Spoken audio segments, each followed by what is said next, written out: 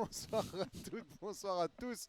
Vous avez été accueillis par Christophe Moser, décidément en chanson. Lundi, tu les accueilles différemment. Ce soir, tu chantes. Et ouais. Quel homme et quel match, Christophe. Ah non. Non. Ah non. Ah non, Ah non. on est là pour analyser ce super match du GSHC face à Fribourg. Tu l'as dit toi-même avant le début de cette rencontre. Ce sont deux tests qui attendaient Genève Servette ce soir donc contre Fribourg et samedi à Lugano. Premier test sur 6. Quelle note tu donnerais au Genève Servette? Mais écoute, je trouve que c'est difficile de juger ce match en fait. Oui. Parce que Eh quand ben, c'est tu... exactement ce que je te demande de faire. Mais je vais le faire.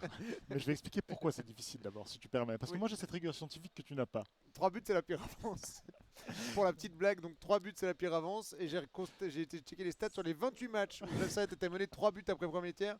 Genève Servette n'a jamais gagné. Il y a eu un match nul, mais Genève Servette n'a jamais gagné un match.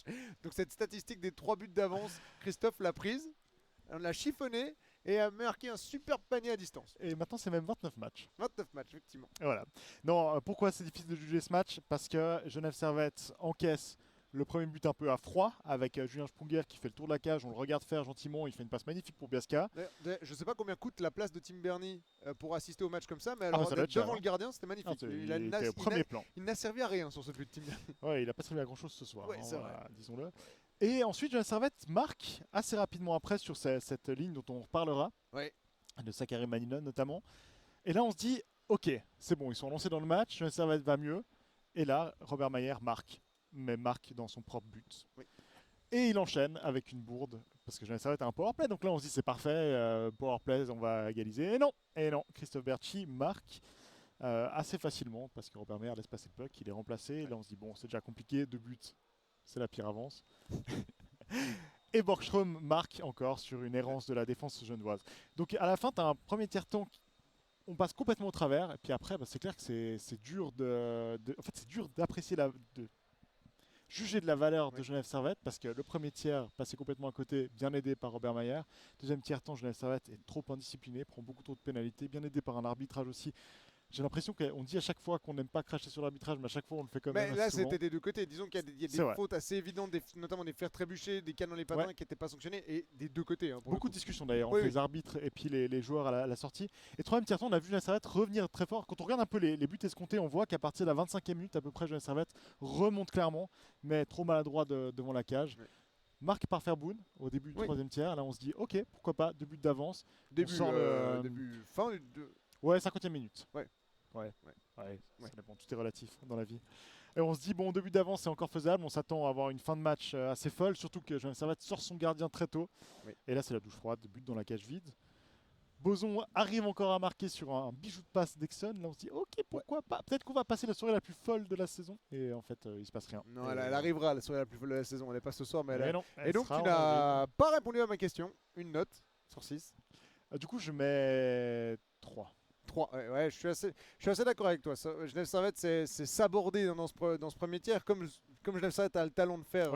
Ça a plus ou moins été le cas lundi contre Ambry. Alors, pas contre Ambry, disons, lundi, il n'y a pas eu de goal aussi.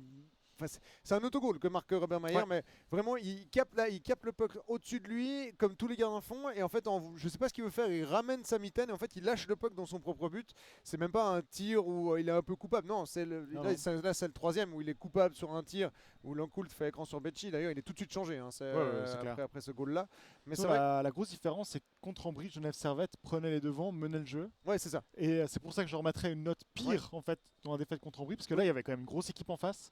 Et finalement, ils ont quand même réussi à marquer 3 buts contre cette équipe de Fribourg qui était très bien en place. Ouais. Oui, et Fribourg, disons que c'est pas un Fribourg qui est en train de lutter pour la 10e place, c'est un Fribourg qui lutte pour la 2e place, qui est au sommet de la National League. Et moi, je perds tous mes repères parce que j'ai Julien Sprunger qui prend une défense de vitesse. Yannick Radgab, il n'est pas devenu agréable, attention, mais il a quand même réussi à rester debout sur une charge. Oui, c'est vrai. Moi, je ne réponds plus de rien. Ouais, moi, ce qui m'a manqué dans ce match-là, avant qu'on parle après de l'alignement notamment, c'est j'ai pas vu une vraie révolte de la part de Genève Servette. Elle est arrivée, mais à la 50e minute, juste après le but de Fairboon, et contre une équipe de Fribourg aussi bien organisée, qui a fait un très bon match, notamment en box-play, qui est assez injouable en box-play quand même. C'est pas pour rien que c'est le meilleur box-play de la Ligue Fribourg. J'ai été déçu de voir ce Genève Servette qui a pas montré de signe de révolte, qui parfois tardait encore trop à tirer. Enfin, Genève Servette cherchait encore parfois trop le beau jeu et c'est ce qui me frustre un peu, c'est que Genève Servette a subi finalement le jeu de Fribourg pendant un gros moment. Alors oui, ce premier tir effectivement il n'aide pas à mettre dans un match, mais ensuite il y a quand même 40 minutes être mené 4-1, si on y a cru alors que Beson a marqué à 3 minutes 50, enfin à 5 minutes de la fin, on aurait pu y croire si Genève Servette revenait à 4-2 assez rapidement au début. Il marque à combien de temps Exxon? Ah, tu parles de qui parce que tu m'as dit Boson, là t'as dit Exxon. Boson, ouais, il marque à 39 mais à 39 secondes, enfin juste avant, avant le but de Bertine dans la cage vide, on y croit quand même un petit peu. Donc je me dis que si cette équipe de Genève Servette avait réussi, mais je dis pas que c'est facile, hein, et de nouveau, il y a les Yaka Faucon comme on dit, c'est facile dans ma cabine de commentateur, mais je suis un peu frustré voilà, de ne pas avoir vu vraiment de révolte de Genève Servette avant les 10 dernières minutes. Mais voilà, Fribourg est une bonne équipe et on peut reprendre maintenant les questions. On a reçu une question de Joe, j'en ai parlé à l'antenne en disant que j'étais pas favorable et en y réfléchissant, ma remarque est un peu stupide et je change d'avis sur ce que j'ai dit. Mais Joe qui nous dit, sinon le fait de lancer Maillère, on en parle. Moi j'ai juste envie de dire que Robert Maillère restait sur 95% d'arrêt sur ces 2 derniers matchs et que du coup on a pu voir ce que valait Robert Maillère dans un match avec de la pression, un derby contre un match quasiment pour la 2e place ce soir. Robert Maillère a craqué. Il fait un bon arrêt pourtant sur Biascar au tout début. Ouais, c'est ça. Moi, je pense qu'il il faut qu'il joue des matchs, hein, Robert Maillère. Toi, tu as dit que finalement, on aurait pu le lancer contre Ambry. Moi, j'ai plutôt l'avis de me dire, bon, au bout d'un moment, il faut le tester contre une grosse équipe. Il faut qu'il prenne du temps de jeu aussi dans des matchs difficiles. Bon, ça n'a pas payé, ma foi. Et autant prendre le risque maintenant quand on a quand même de la marge sur la barre. Mais voilà, c'est le genre de choix où, de toute façon, si tu perds, tu as l'air con. Oui. Parce que si tout d'un coup on avait tu gagnes, lancé, t'es un héros. c'est ça. Puis si tu lances Charles un soir qui se plante complètement, tu dis bon, on doit aller à Lugano avec Maillard qui a la pression de performer. Franchement, j'ai pas de solution. Je suis très content de pas être dans le coaching staff pour avoir ce champ de choix. Disons que ce soir, au moins, on a eu la réponse. Charlin doit, et elle, gardien numéro 1, ça, il n'y avait pas de doute. Mais il doit jouer les matchs avec de la pression. Il y en a beaucoup qui disent, comme j'ai dit à l'antenne, moi, que finalement Robert Maillard a dû débuter contre Ambry. Mais je trouve que ce que tu dis est assez juste. On a bien fait de tester quand on a de la marge. Et finalement, oui, cette défaite, elle fait mal parce que c'est Fribourg. C'était une défaite comme ça contre Davos, on en parlerait totalement différemment. Donc voilà. Mais maintenant, c'est quoi ton attente pour le match contre Lugano? Est-ce que tu es optimiste pour ce match contre Lugano? Oui, parce que Genève Servette reste dans la lutte pour le top 3 et Genève Servette peut encore viser une 3e place. Mais même sur ce match, moi je me dis si Genève Servette rentre sérieusement dans son match contre Lugano, il y a quelque chose à faire. Par contre, s'il y a 2-0 pour Lugano assez vite dans le match, je serais ma confiance sera détruite. Mais voilà, le Genève Servette là est capable du bon comme du moins bon. Et il ne faut pas oublier que Genève Servette a battu Fribourg 5-2 aussi à Fribourg avec 4-0 dans le 3e tiers. Enfin, il y a plein de choses qui rentrent en ligne de compte et la défaite ce soir fait mal, mais il y a quand même quelques lueurs d'espoir. Il y en a une, je pense que c'est une ligne dont on veut parler. C'est cette ligne Maninen, Beson, Praplan. Ouais, on a une question d'ailleurs de Joe qui nous dit qu'il pense il demande si on trouve pas que Pouliarvi, Granlund, Maninen, ça cherche un peu trop le joli but parce qu'ils sont trop forts. Déjà, ils n'ont pas joué ensemble ce soir. On a retenté de reconduire les lignes de lundi soir, les premières et deuxième lignes, avec donc Granlund et Pouliarvi qui étaient alignés avec Visi, et Maninen qui était entre Praplan et Boson. Quand on avait vu l'alignement lundi, on s'est dit ça sent un peu la punition pour Maninen qui doit relancer un peu les deux, ouvrir les guillemets, fermer les guillemets après Boulet. J'avais regardé les stats entre deux, en fait c'était la ligne qui avait le plus tiré au but. Et finalement ce soir elle est à l'origine de 2 buts. Notamment le 1-1 qui nous permet d'y croire. Moi j'ai vraiment été convaincu, je sais pas toi. Ouais, je suis pas convaincu par Beson et Praplan. Mais on a dit que pour la blague, entre 2 pelouses tondues et 2 cafés servis, Maninen aurait été capable de relancer ces 2. Et c'est fait. Ça allait être le cas. Lundi, il marque un but contre Ambry où ils arrivent totalement à assiéger la glace léventine. Et finalement, je continue d'être persuadé que Gilles Sen, il est à 185 de pulse, il voit plus rien. Parce qu'à force d'avoir le puck qui lui arrive dessus. Non, moi, je suis content de voir cette ligne et on a vu aussi à Kessen ce soir alors déjà on a vu Lucas Ischier, ça on peut y revenir aussi, il a fait quelques shifts, mais on a vu Jason Exxon aligné avec Ignata Vicius et Josh Joris. On voulait voir son Pouliot, il n'y a pas encore eu un clic dans cette ligne là. Après c'est la première fois qu'ils jouent ensemble. Exxon n'est peut-être pas encore à 100% dans le rythme, mais ça commence à venir. Mais voilà, on voulait voir son Pouliot. Je sais pas toi ce que tu as pensé de l'alignement, si on enlève les 2 premières lignes dont on a déjà parlé, si on prend la 3e ligne, parce que la 4e on la connaît. Je pense qu'il faut laisser du temps. Maintenant, j'ai l'impression qu'intrinsèquement, Exxon a beaucoup plus à apporter que Pouliot dans ce rôle. Et c'est pas méchant contre Pouliot, c'est juste que le mec, il a plus de 40 ans maintenant. Oui. Il est clairement au bout de course. Il a un rôle à jouer peut-être contre Joker, Joker. Peut-être aller faire quelques minutes à droite à gauche, notamment en power play où sa présence physique est toujours appréciable. Ouais, et puis c'est sa capacité de rapidement prendre une décision. Exact. C'est là, il a joué en NHL et c'est on là. voit, Ouais, on voit c'est clairement ça. la différence. Par contre, je pense qu'il y a quelque chose à creuser avec cette ligne. Atkinson, il fait une passe magnifique sur Boson, sur le dernier but de Genevois. Il y a quelque chose à apporter, il faudra voir. Peut-être que c'est Atkinson, peut-être que c'est Ischier, peut-être que c'est un. Ça, on n'a pas encore de solution, il faut les laisser revenir les deux. Nous, on ne les voit pas à l'entraînement. Et puis, Ischier est difficile de juger sur ce match. Il a fait quelques shifts en troisième ligne, notamment il tournait avec et en quatrième. Et en quatrième, ouais. Ischier, on va pas le juger maintenant. Je pense qu'on le jugera après la pause olympique. Il aura vraiment eu le temps. De nouveau, j'ai pas eu l'occasion parce que je suis arrivé directement du boulot assez tard, mais j'ai pas eu l'occasion de croiser Marc Gauchi ou Jeff Scarantino pour demander s'il y avait des matchs amicaux prévus durant la pause. Il y en a un contre Vienne, mais je sais pas s'il y en a plus, s'il y en a qu'un seul. Voilà, je pense qu'on jugera vraiment sur il y a 6 matchs à la fin de la saison après la pause.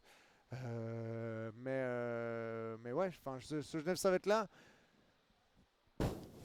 j'ai vu une remarque aussi en disant que le powerplay était nul. Je vais plutôt souligner le très bon box-play de Fribourg-Gotteron. Oui, le powerplay Genevois tourne pas bien depuis quelques matchs, mais face à un box-play aussi bon, forcément que c'était compliqué. Alors là, c'est peut-être le choix de l'aliment que je comprends pas d'avoir retiré Maninen de ce powerplay. C'est ça, peut-être remettre. Parce que disons. Ça se base vraiment sur de l'efficacité, hein, mais quand on avait la ligne de powerplay avec les 4 Finlandais plus Visi, et il manque quelqu'un. Les 4 Finlandais plus Visi. Non, c'est bon. Ça fait 5. Ça fait 5, effectivement. on les faisait jouer peut-être 1 minute 30 sur 2 minutes, mais comme tu avais une fois sur 3, ça finissait en goal, finalement, on pouvait demander à la deuxième unité de juste pas prendre de but et éventuellement d'aller créer du danger. Je sais pas ce que tu en penses. J'ai l'impression qu'il y a, pour le peu de temps qu'on a en powerplay, d'essayer de mettre les œufs dans différents paniers. Puis moi, il y a un joueur que j'aimerais bien voir sur cette deuxième unité de powerplay, et on l'a vu une fois, il a marqué, c'est Marco Miranda. Parce que Marco Miranda, il met encore une passe pour Verboon là sur le. Ouais, super. C'est super. Il a une vision de jeu, Marco Miranda, mine de rien. Il va récupérer des pucks, il arrive à le donner droit derrière. C'est dans l'exécution que ça pêche un peu plus habituel. C'est quand lui doit marquer que c'est compliqué. Voilà. Mais quand il arrive très bien à faire marquer ses coéquipiers. Et ça, je pense qu'en powerplay, il pourra avoir sa chance. Voilà. Je pense qu'on a un peu fait le tour de cette défaite qui est frustrante, mais qui a rien d'alarmante comme la défaite de lundi contre Ambry. Je veux dire, Genève Servette n'allait pas gagner tous les matchs jusqu'à la fin de la saison. Maintenant, il faut se projeter un peu sur Lugano et on peut même se projeter un petit peu plus loin. Joe qui demande que les playoffs, le top 6 c'est quasiment acquis. Il y a 13 points d'avance ce soir sur la 7ème place. Qui demande quel est notre avis sur le pronostic de Genève Servette. Est-ce que quart de finale, demi-finale ou alors est-ce que Genève Servette ira au bout, Christophe? On va déjà faire un point sur le classement peut-être. Genève Servette qui ce soir est 5ème.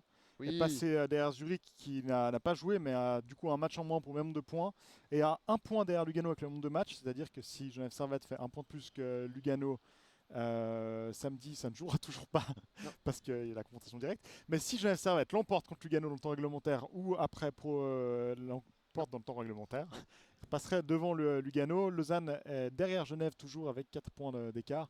Et puis par rapport au top 6, Zug a 13 points de retard avec un match de moins. Donc effectivement, le top 6, sauf catastrophe, c'est acquis. Maintenant, c'est très compliqué de faire un pronostic sur les playoffs parce que c'est totalement différent si tu les commences comme 5ème que si tu les commences comme 3ème. Oui, effectivement, mais en l'état, ce serait Zurich-Genève avec avantage de la glace à Zurich. Moi, c'est la série que j'aimerais voir. Ouais, ce serait probablement une des plus belles séries. On sait que contre Lugano, c'est compliqué. Contre Fribourg et Lausanne, beaucoup trop émotionnel. Ouais, et Davos pour lui. Ouais, Davos, c'est un peu loin. Davos, trop loin. Je sais pas si Nico Puchet a toujours, je l'ai vu rangeant de la vidéo avant, je sais pas s'il est toujours là. Lui, il rêve de ça. Lui, si on pouvait jouer Davos, Rapperswil et Lugano, ce serait l'homme le plus ravi du monde. Mais voilà, moi, j'ai bien envie de cette série contre Zurich quand même. Que ce soit une défaite ou pas, comme tu l'as dit. Tu me l'as dit à la deuxième pause. Tu m'as dit, mine de rien, si on se projette avant le titre, une saison comme ça du Genève Servette où Genève Servette peut jouer la 3ème place et va faire à la fin du match. Tu l'as dit à la fin du match. Voilà, une saison comme ça du Genève Servette avant le titre, on l'aurait pris avec plaisir. Donc tâchons de nous satisfaire de ce qu'on a et pas de pleurer ce qu'on n'a pas. Ouais, de se rappeler aussi qu'au début de la saison, on se prenait de 11-0 contre Lausanne. Oui, et Lausanne qui est à 4 points derrière Genève Servette maintenant. Voilà. Bref. Donc preuve que tout va vite. Oui. Surtout le hockey. Surtout le hockey. Ça dépend qui c'est quel puck. Quand c'est Julien Sprunger, ça va pas très vite, mais apparemment trop pour Tim Bernie. Ça, c'est un autre problème. Allez, on va se quitter là-dessus.